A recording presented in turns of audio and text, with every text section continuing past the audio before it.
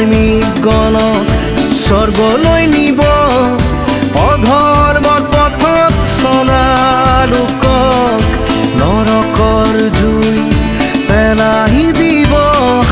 যীশু যেতিয়া ধৰালৈ আহিব, ধাৰ্মিক গণক স্বৰ্গলৈ নিব, অধৰ্মৰ পথত চলা লোকক নৰকৰ জুই পেলাই দিব।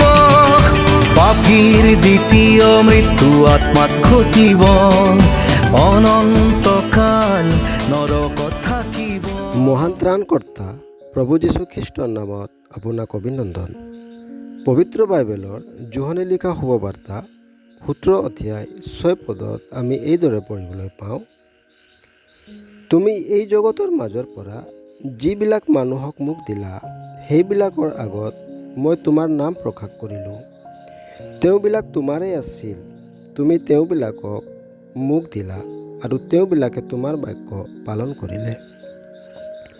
প্ৰভু যীশুৱে প্ৰাৰ্থনাত ঈশ্বৰৰ আগত এই বাক্য কৈ আছে, প্ৰভু ঈশ্বৰৰ নাম শিষ্যবিলাকৰ আগত প্ৰকাশ কৰিলে। আৰু ঈশ্বৰৰ বাক্যত নামৰ অৰ্থ হৈছে ব্যক্তিত্ব, গুণ আৰু চৰিত্ৰ। ঈশ্বৰৰ সম্পূৰ্ণ সত্য স্বভাৱক প্ৰভুৱে পূৰ্ণতাৰে প্ৰকাশ কৰিলে।